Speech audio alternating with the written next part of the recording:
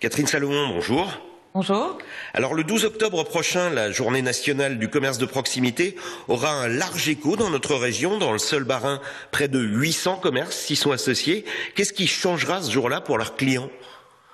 Alors cette journée, effectivement, comme vous le disiez, s'inscrit c'est une semaine du commerce de proximité d'abord, puisque nous démarrons déjà ce samedi avec la ville de Sélestat.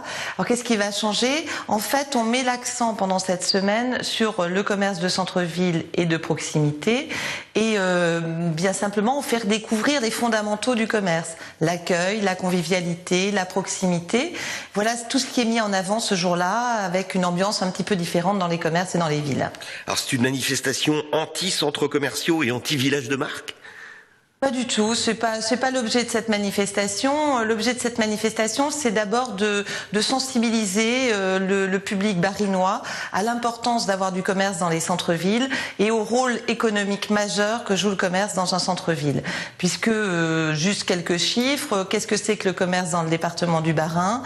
C'est 60 000 emplois, 17% du poids de l'emploi dans notre département, des emplois non délocalisables, souvent des emplois de proximité pour des femmes, puisqu'il y a aussi beaucoup d'emplois à temps partiel qui permettent de profiter aussi de la vie de famille et également de sensibiliser au fait que nos ressortissants barinois sont au nombre de plus de 7000 dans le département du Bas-Rhin, dont à peu près 5500 dans le commerce non alimentaire, et surtout autour du commerce se construit la vie, se construit la ville. Sans commerce, il n'y a pas de développement urbanistique, il n'y a pas de développement touristique. On est vraiment, je crois que c'est ça l'objectif, c'est de rappeler que les commerçants sont dans le département des acteurs économiques majeurs. Alors il y a désormais un label à l'entrée de certaines communes de la région qui arborent 1, 2 et même parfois 3 sourires. Ça signifie que les commerçants sont plus ou moins sympas dans les communes alsaciennes ? Alors je crois qu'on a la chance d'avoir dans la plupart de nos communes vraiment des commerçants très sympas. Un commerçant, c'est d'abord un amoureux de son métier, il travaille beaucoup, il est souvent seul dans son commerce, il prend des risques tous les jours pour achalander son commerce.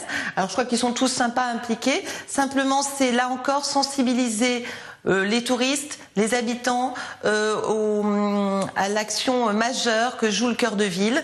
Alors avec ces commerces sédentaires, mais aussi ces commerces non sédentaires. Et puis alors 1, 2, 3 sourires, c'est pour inciter nos commerçants et les villes avec leurs communes de s'installer dans la durée pour cette opération. Il ne s'agit pas de faire un coup. On en est à la 4e édition. Donc plus les villes s'engagent dans cette démarche, plus le panneau arbore un nombre de sourires. Et on va le dire, c'est le canton de Villers qui a les 3 sourires dans notre région. Catherine Salomon, merci.